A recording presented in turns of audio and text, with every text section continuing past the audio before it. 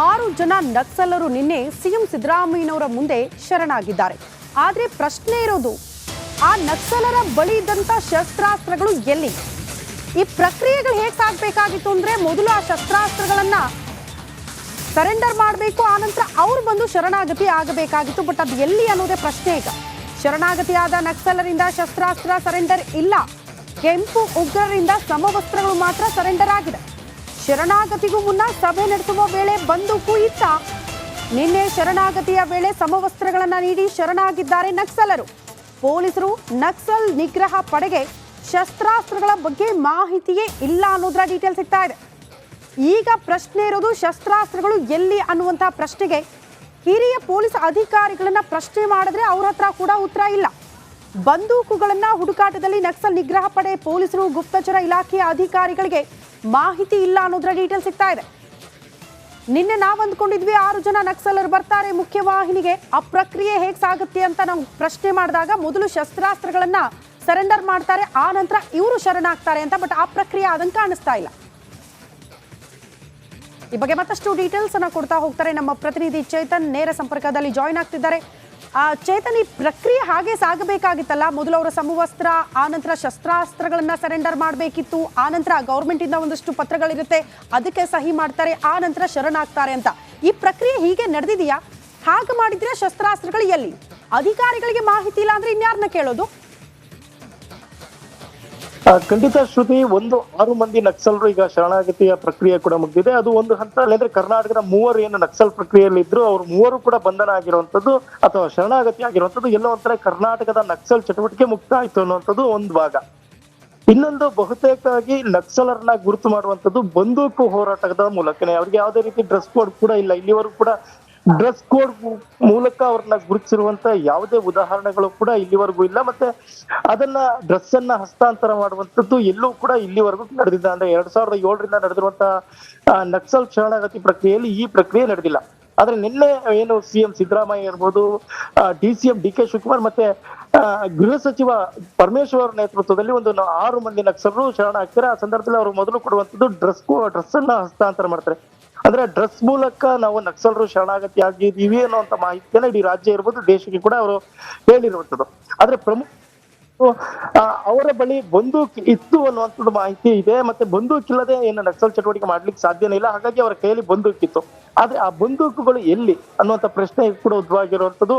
ಇದಕ್ಕೆ ಸಂಬಂಧಪಟ್ಟಂತೆ ಇಲ್ಲಿಯ ಹಿರಿಯ ಅಧಿಕಾರಿಗಳು ಕೂಡ ಯಾವುದೇ ರೀತಿ ಒಂದು ಸ್ಪಷ್ಟ ಉತ್ತರವನ್ನ ನೀಡ್ತಾ ಇಲ್ಲ. ಅಂದ್ರೆ ಕೆಲವರು ಹೇಳ್ತಾರೆ, ಅಂದ್ರೆ ಮುಂದೆ ಆ ಬಂದೂಕುಗಳನ್ನ ನಾವು ಪಡಿತೇವೆ ಅನ್ನುವಂತ ಮಾತುಗಳನ್ನ ಹೇಳ್ತಾರೆ. ಮತ್ತೆ ಅದು ಪ್ಯಾಕೇಜ್ ನಲ್ಲೂ ಕೂಡ ಇದೆ. ಏನು ಅಂದ್ರೆ ಬಂದೂಕು ಹಸ್ತಾಂತರ ಮಾಡಿದ್ರೆ ಇಂತಿಷ್ಟು ಹಣ ಅನ್ನುವಂಥದ್ದು ಕೂಡ ಇದೆ.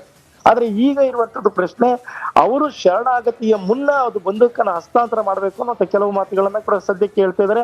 ಮತ್ತೆ ಈಗಾಗಲೇ ಮಾಹಿತಿ ಇರುವಂತದ್ದು, ಕಾರ್ಕಳ ANF ಟೀಮು, ಒಂದು ಟೀಮು ಬೆಂಗಳೂರಿನಲ್ಲಿದೆ, ಅವ್ರನ್ನ ವಶಕ್ಕೆ ಪಡೆದಿದೆ. ಮತ್ತೊಂದು ಟೀಮ್ ಈಗ ಪಶ್ಚಿಮ ಘಟ್ಟ ಸಾಲಿದೆ, ಉಡುಪಿ ಭಾಗ ಇರ್ಬೋದು, ಚಿಕ್ಕಮಗಳೂರು ಭಾಗ ಇರ್ಬೋದು, ಮತ್ತೆ ದಕ್ಷಿಣ ಕನ್ನಡ ಭಾಗದಲ್ಲಿ ಬಂದೂಕುಗಳು ಇದಾವೆ ಅನ್ನೋ ಕೂಡ ಹುಡುಕಾಟವನ್ನು ಕೂಡ ನಡೆಸ್ತಾ ಇರುವಂತ ಮಾಹಿತಿ ಸದ್ಯಕ್ಕೆ ಇರುವಂತದ್ದು. ಶ್ರುತಿ.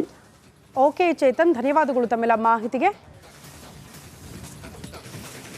ನಿನ್ನೆ 6 ಜನ ನಕ್ಸಲರು ಶರಣಾಗಿದ್ದಾರೆ ಸಿಎಂ ಸಿದ್ದರಾಮಯ್ಯನವರ ಮುಂದೆ. ಈಗ ತಾನೇ ನಮ್ಮ ಪ್ರತಿನಿಧಿ ಚೇತನ್ ಹೇಳ್ತಾ ಇದ್ದಿದ್ರ ಪ್ರಕಾರ, ಹೌದು, ರಾಜ್ಯ ನಕ್ಸಲ್ ಚಟುವಟಿಕೆಗಳಿಗೆ ಮುಕ್ತ ಆಗ್ಬಿಡ್ತು, ಎಲ್ಲರೂ ಬಂದು ಸರೆಂಡರ್ ಆದ್ರು ಅನ್ನುವಂತಹ ಖುಷಿ ಒಂದ್ ಕಡೆ. ಆದ್ರೆ ಅವ್ರು ಸರೆಂಡರ್ ಆಗುವಾಗ ಆಗಬೇಕಾದಂತಹ ಪ್ರಕ್ರಿಯೆಗಳು ಆಯ್ತಾ? ಹಾಗಾದ್ರೆ ಆ ಪ್ರಕ್ರಿಯೆ ನೀವು ಪೂರ್ಣಗೊಳಿಸಿರಿ ಅಂತ ಆದ್ರೆ ಶಸ್ತ್ರಾಸ್ತ್ರಗಳು ಎಲ್ಲಿ?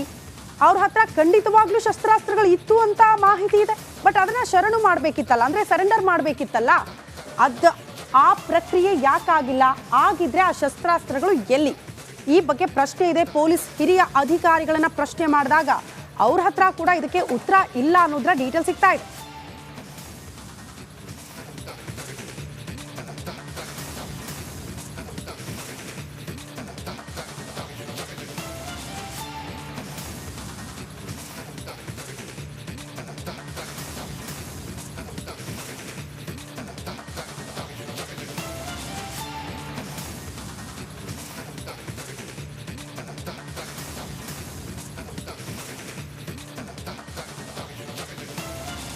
ಆರು ಜನ ನಕ್ಸಲರು ನಿನ್ನೆ ಸಿಎಂ ಸಿದ್ದರಾಮಯ್ಯನವರ ಮುಂದೆ ಶರಣಾಗಿದ್ದಾರೆ.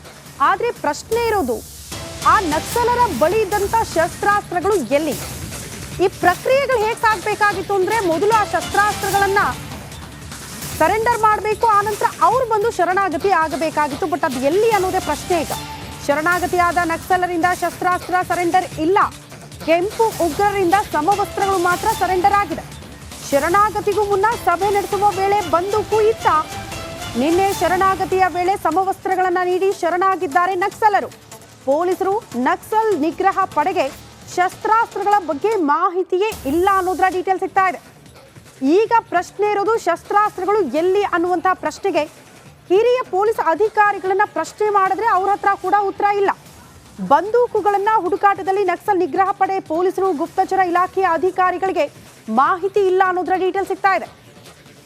ನಿನ್ನೆ ನಾವು ಅಂದ್ಕೊಂಡಿದ್ವಿ 6 ಜನ ನಕ್ಸಲರು ಬರ್ತಾರೆ ಮುಖ್ಯವಾಹಿನಿಗೆ, ಆ ಪ್ರಕ್ರಿಯೆ ಹೇಗೆ ಸಾಗುತ್ತೆ ಅಂತ ನಾವು ಪ್ರಶ್ನೆ ಮಾಡಿದಾಗ ಮೊದಲು ಶಸ್ತ್ರಾಸ್ತ್ರಗಳನ್ನ ಸರೆಂಡರ್ ಮಾಡ್ತಾರೆ, ಆ ನಂತರ ಇವರು ಶರಣಾಗ್ತಾರೆ ಅಂತ. ಬಟ್ ಆ ಪ್ರಕ್ರಿಯೆ ಆದಂಗೆ ಕಾಣಿಸ್ತಾ ಇಲ್ಲ.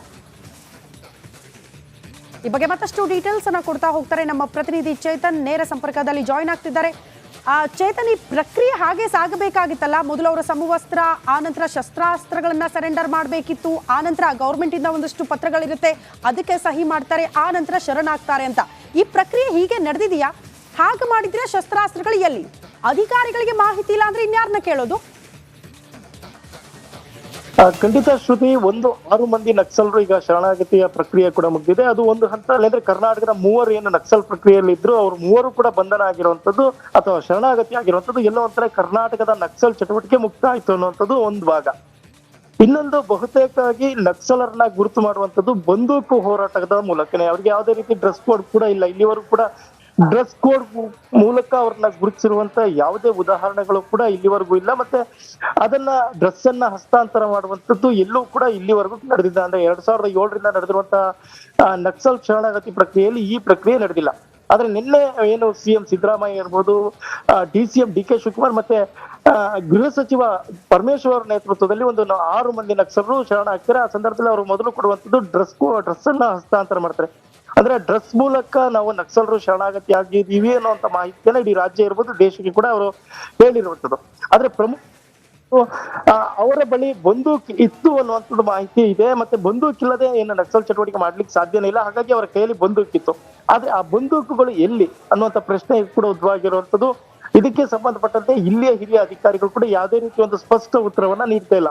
ಅಂದ್ರೆ ಕೆಲವರು ಹೇಳ್ತಾರೆ ಅಂದ್ರೆ ಮುಂದೆ ಆ ಬಂದೂಕುಗಳನ್ನ ನಾವು ಪಡಿತೇವೆ ಅನ್ನುವಂತ ಮಾತುಗಳನ್ನ ಹೇಳ್ತಾರೆ. ಮತ್ತೆ ಅದು ಪ್ಯಾಕೇಜ್ ನಲ್ಲೂ ಕೂಡ ಇದೆ. ಏನಂದ್ರೆ ಬಂದೂಕು ಹಸ್ತಾಂತರ ಮಾಡಿದ್ರೆ ಇಂತಿಷ್ಟು ಹಣ ಅನ್ನುವಂಥದ್ದು ಕೂಡ ಇದೆ. ಆದ್ರೆ ಈಗ ಇರುವಂತದ್ದು ಪ್ರಶ್ನೆ, ಅವರು ಶರಣಾಗತಿಯ ಮುನ್ನ ಅದು ಬಂದೂಕನ್ನ ಹಸ್ತಾಂತರ ಮಾಡ್ಬೇಕು ಅನ್ನೋ ಕೆಲವು ಮಾತುಗಳನ್ನ ಕೂಡ ಸದ್ಯಕ್ಕೆ ಹೇಳ್ತಾ ಇದ್ದಾರೆ. ಮತ್ತೆ ಈಗಾಗಲೇ ಮಾಹಿತಿ ಇರುವಂತದ್ದು ಕಾರ್ಕಳ ANF ಟೀಮು, ಒಂದು ಟೀಮು ಬೆಂಗಳೂರಿನಲ್ಲಿದೆ, ಅವ್ರನ್ನ ವಶಕ್ಕೆ ಪಡೆದಿದೆ. ಮತ್ತೊಂದು ಟೀಮ್ ಈಗ ಪಶ್ಚಿಮ ಘಟ್ಟ ಸಾಲಿದೆ, ಉಡುಪಿ ಭಾಗ ಇರ್ಬೋದು, ಚಿಕ್ಕಮಗಳೂರು ಭಾಗ ಇರ್ಬೋದು, ಮತ್ತೆ ದಕ್ಷಿಣ ಕನ್ನಡ ಭಾಗದಲ್ಲಿ ಬಂದೂಕುಗಳಿದ್ದೇವೆ ಅನ್ನೋ ಕೂಡ ಹುಡುಕಾಟವನ್ನು ಕೂಡ ನಡೆಸ್ತಾ ಇರುವಂತ ಮಾಹಿತಿ ಸದ್ಯಕ್ಕೆ ಇರುವಂತದ್ದು ಶ್ರುತಿ. ಓಕೆ ಚೇತನ್, ಧನ್ಯವಾದಗಳು ತಮ್ಮೆಲ್ಲ ಮಾಹಿತಿಗೆ. ನಿನ್ನೆ 6 ಜನ ನಕ್ಸಲರು ಶರಣಾಗಿದ್ದಾರೆ ಸಿಎಂ ಸಿದ್ದರಾಮಯ್ಯನವರ ಮುಂದೆ. ಈಗ ತಾನೇ ನಮ್ಮ ಪ್ರತಿನಿಧಿ ಚೇತನ್ ಹೇಳ್ತಾ ಇದ್ದಿದ್ರ ಪ್ರಕಾರ ಹೌದು, ರಾಜ್ಯ ನಕ್ಸಲ್ ಚಟುವಟಿಕೆಗಳಿಗೆ ಮುಕ್ತ ಆಗ್ಬಿಡ್ತು, ಎಲ್ಲರೂ ಬಂದು ಸರೆಂಡರ್ ಆದ್ರು ಅನ್ನುವಂತಹ ಖುಷಿ ಒಂದ್ ಕಡೆ. ಆದ್ರೆ ಅವ್ರು ಸರೆಂಡರ್ ಆಗುವಾಗ ಆಗಬೇಕಾದಂತಹ ಪ್ರಕ್ರಿಯೆಗಳು ಆಯ್ತಾ? ಹಾಗಾದ್ರೆ ಆ ಪ್ರಕ್ರಿಯೆ ನೀವು ಪೂರ್ಣಗೊಳಿಸಿರಿ ಅಂತ ಆದ್ರೆ ಶಸ್ತ್ರಾಸ್ತ್ರಗಳು ಎಲ್ಲಿ? ಅವ್ರ ಹತ್ರ ಖಂಡಿತವಾಗ್ಲೂ ಶಸ್ತ್ರಾಸ್ತ್ರಗಳು ಇತ್ತು ಅಂತ ಮಾಹಿತಿ ಇದೆ, ಬಟ್ ಅದನ್ನ ಶರಣು ಮಾಡ್ಬೇಕಿತ್ತಲ್ಲ, ಅಂದ್ರೆ ಸರೆಂಡರ್ ಮಾಡ್ಬೇಕಿತ್ತಲ್ಲ. ಆ ಪ್ರಕ್ರಿಯೆ ಯಾಕಾಗಿಲ್ಲ? ಆಗಿದ್ರೆ ಆ ಶಸ್ತ್ರಾಸ್ತ್ರಗಳು ಎಲ್ಲಿ? ಈ ಬಗ್ಗೆ ಪ್ರಶ್ನೆ ಇದೆ. ಪೊಲೀಸ್ ಹಿರಿಯ ಅಧಿಕಾರಿಗಳನ್ನ ಪ್ರಶ್ನೆ ಮಾಡಿದಾಗ ಅವ್ರ ಹತ್ರ ಕೂಡ ಇದಕ್ಕೆ ಉತ್ತರ ಇಲ್ಲ ಅನ್ನೋದ್ರ ಡೀಟೇಲ್ ಸಿಗ್ತಾ ಇದೆ.